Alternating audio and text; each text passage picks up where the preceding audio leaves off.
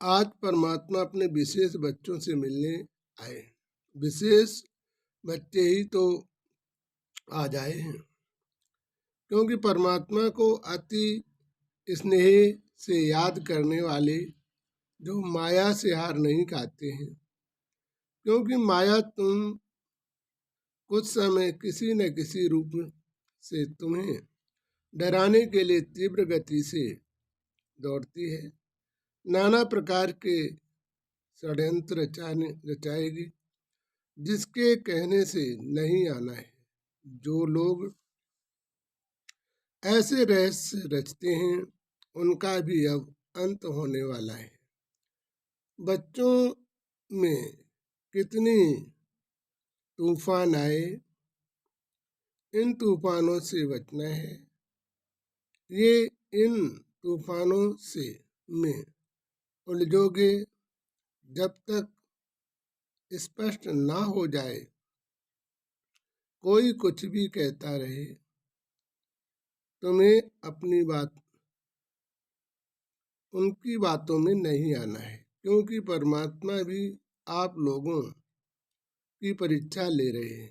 तुम सभी लोगों को श्रीमत का पालन तन मन धन से सभी कार्य को करना है। इसमें तुम बच्चों को परिश्रम करना है। अब तुम सोच लो कि परमात्मा लास्ट में तुम्हें पास क्यों आए। जब सेवकातरण होगा तभी तो स्थापना का कार्य प्रारंभ होगा। परमात्मा को इस जगह क्यों आना पड़ा? क्योंकि पहले भी तुम लोगों ने विश्व में प्रत्यक्ष किया था। ये मत समझो कि तुम लोग थोड़े हो, क्योंकि 5 पांडव ही परमात्मा को काफी है। परमात्मा को लाइन नहीं लगानी है। परमात्मा को निर्णय कार्य आगे बढ़ाना है। फिर तुम लोगों को संसार में ईश्वर के परिचय को बताना है। इसमें तुम्हें संशय नहीं करना है। यदि संशय किया तो तुमको भी परमात्मा से पूछना है। परमात्मा आपको दोनों जगह दे सकता है। तपस्या करते वर्तमान में भी और भविष्य में भी। यह वरदान दे रखे कि मेरे बच्चे कभी भूखों नहीं मरेंगे। इससे ज्यादा चाहिए हो तो परमात्मा से कहो। उसके लिए तो परमात्मा स्वयं ही आकर देंगे। किसी की परवाह नहीं करनी है, क्योंकि तुम समय के बाद परमात्मा भाई बहनों को भी यज्ञ में सेवा कराएंगे।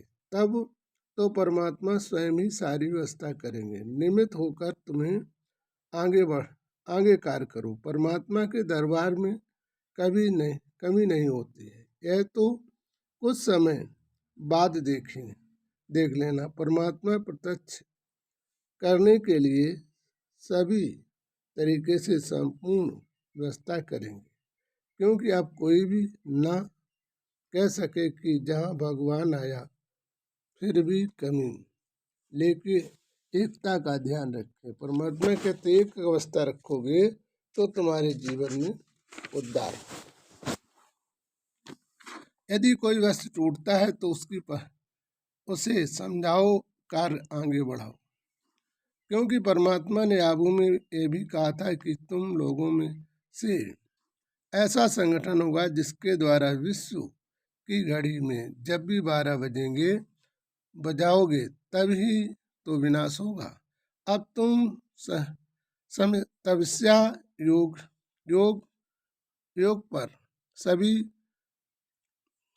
जगाओ और तभी विनाश होगा। अब इस कार्य को जल्दी करना है। वह यह नहीं सोचो कि अब वक्त आएगा तब करेंगे, क्योंकि अब लास्ट के समय में ही है। तुम लोगों के कहने से ही विनाश तीव्र गति से स्टार्ट होगा। अब तुम लोग एक होकर करो। सभी को याद रहे कि परमात्मा के विनाश के निमित्त भी बनाया है। तुम बच्चों से कुछ ही बच्चे हैं जिन्हें के द्वारा विनाश होगा। कितनी भी हलचल होगी, उन बच्चों में परिवर्तन नहीं होगा। तुम्हें नए वस्तुओं को तो बताना है, यही तुम्हारे सहयोगी होंगे। तभी तो परमात्मा को सेवा का कार्य करवा रहे हैं। यही वस्तु यज्ञ के कार्य को उठाए। वह यह न समझो कि यह कार्य हमारा नहीं है। यह जब परमात्मा के बच्चों बच्चे हो तो कहने के पहले ही उसका कार्य करो। यज्ञ की व्यवस्था इंतजाम करना है होगा। सभी को खर्च में सम्मिलित होना हो। कोई यह न समझे कि हमने यज्ञ में दिया तो दिक्कत आएगी। वह जो वस्तु प्रतिमा के हिसाब से देंगे तो उनकी लौकिक स्थिति और में परिवर्तन आता जाएगा। तभी वो कार्य को तीव्र गति से बढ़ाएंगे। जैसे बच्चे पढ़ते हैं, प्राइमरी से लेकर बीए तक तीव्र गति से उन्नति में नहीं आना है। हर वक्त अपनी क्षमता के अनुसार से ही कार्य उठाएं।